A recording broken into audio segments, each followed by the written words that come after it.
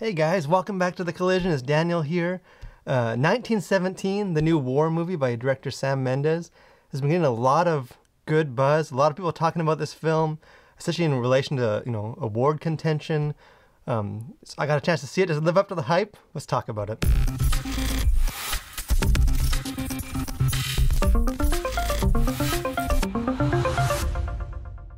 So this movie, I'm not a huge war movie guy. This is not kind of it's not my jam. It's not really what I'm into. But I remember seeing the first trailer for this film. I saw it in the theaters before another movie, and I was just blown away by. I didn't know much about. I hadn't even heard of this movie yet, but was blown away by how it looked. The cinematography of this looked amazing to me, and then especially as people got to see it, some of the reviews came out. Became really intrigued by this movie. It's one of the films I've been kind of looking forward to, even though I'm not a war movie guy. I've been looking forward to this movie for a while. Finally got the chance to see if it lives up to the hype. And the answer is absolutely yes. This is a fantastically made movie. From top to bottom, this movie blew me away. Probably more than any film I've seen, at least in the last while. It's definitely worthy of all the buzz, the positive word of mouth it's been getting. This is, there's not, to review, I see a lot of movies, a lot of movies I like, some I don't like, but it's not very often that I'm sitting in the theater watching a film and you can just feel this is something special. This is more than just sort of an entertaining Hollywood blockbuster. This really is a work of art. And this was one of those films for me. And the premise of this film, it's really, I think part of why it works so well is it's a simple premise. It's taking place in World War I. The Germans have kind of pulled back, seeming like they're retreating. What turns out is actually they're pulling back as a fake. They're going to ambush the squads. So these two corporals, these two kind of friend soldiers, are tasked with delivering a message.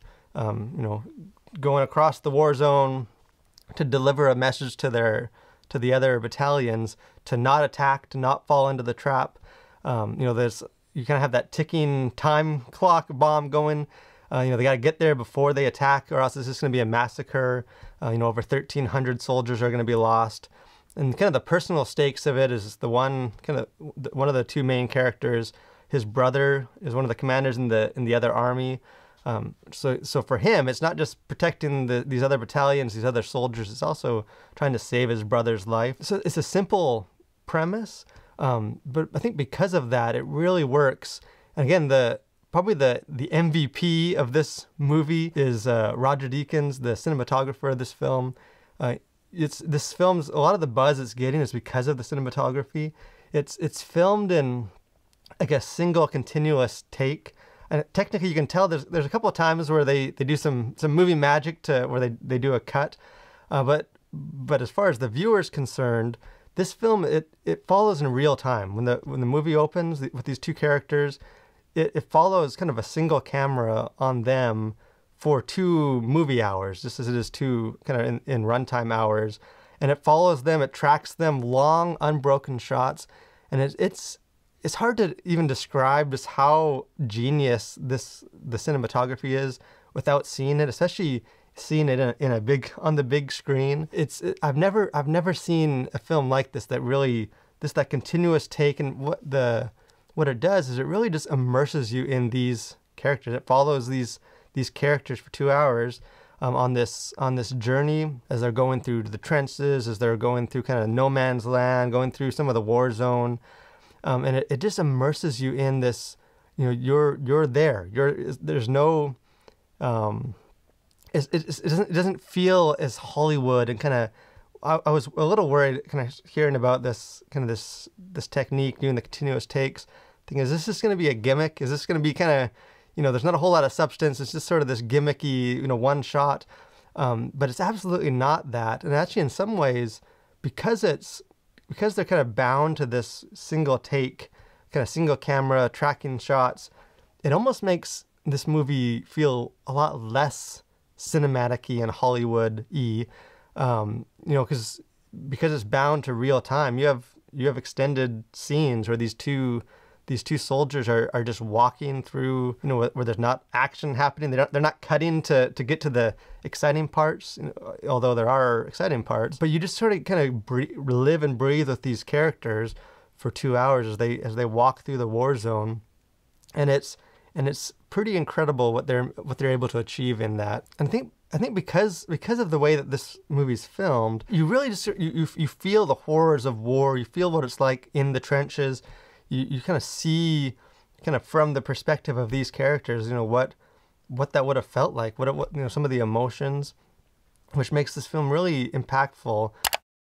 And I think, you know, because of that, there's, you know, I guess some things to consider, you know, because it's trying to kind of portray a more realistic take on it.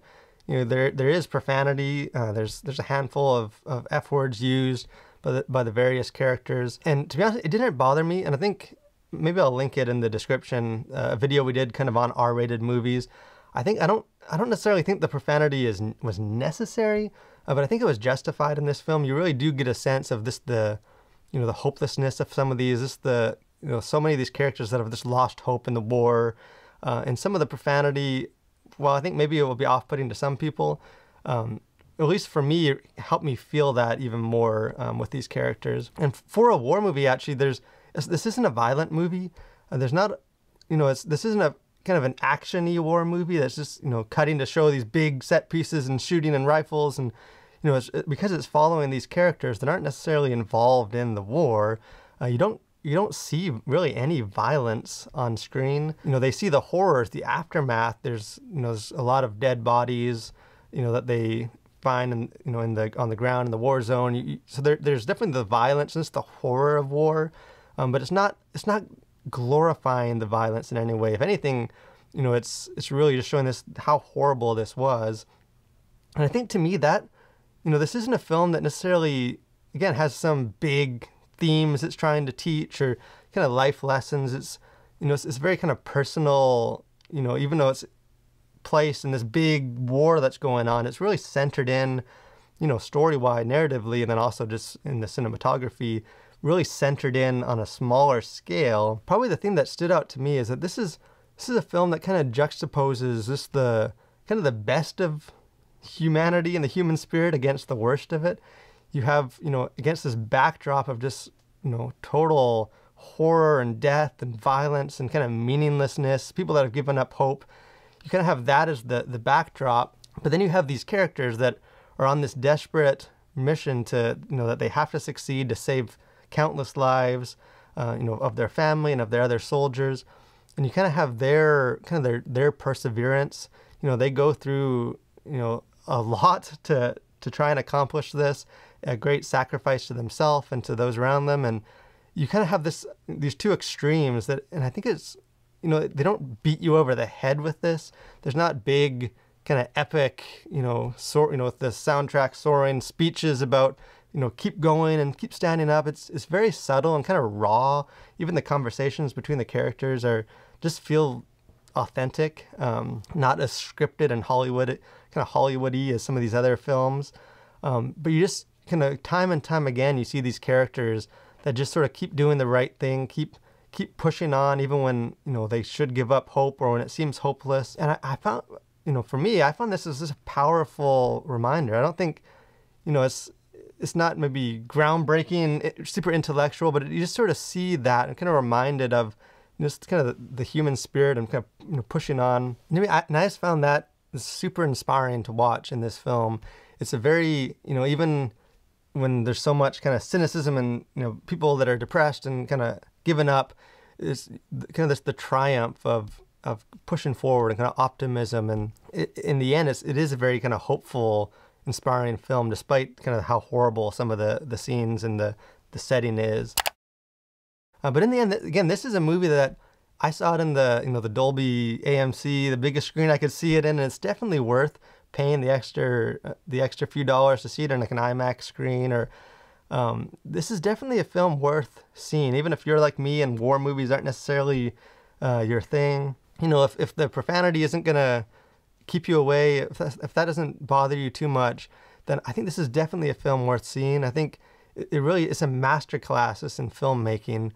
on a technical level. And I think the story, even though the kind of the narrative maybe doesn't quite reach the heights as the technical achievement of this film, I think it's definitely a film that's worth seeing just as kind of inspiring story. So again, if you see this film, this is a film I'd love to talk about. I think it's a film that I want to see again, just to kind of study what they did with this film. But hey, if you saw that, I'd love to hear your thoughts on it, and jump into the comment section. Were you as blown away with this film as I was? Or you maybe not quite as impressed? Did you find the continuous shot and the technique kind of gimmicky? I'd love to hear your thoughts. And again, if you haven't done so, please, we'd love for you to subscribe to this channel, keep up with all our video content. Make sure you hit that like button. I just want to thank you for watching. Hope you continue to collide with the world for Christ.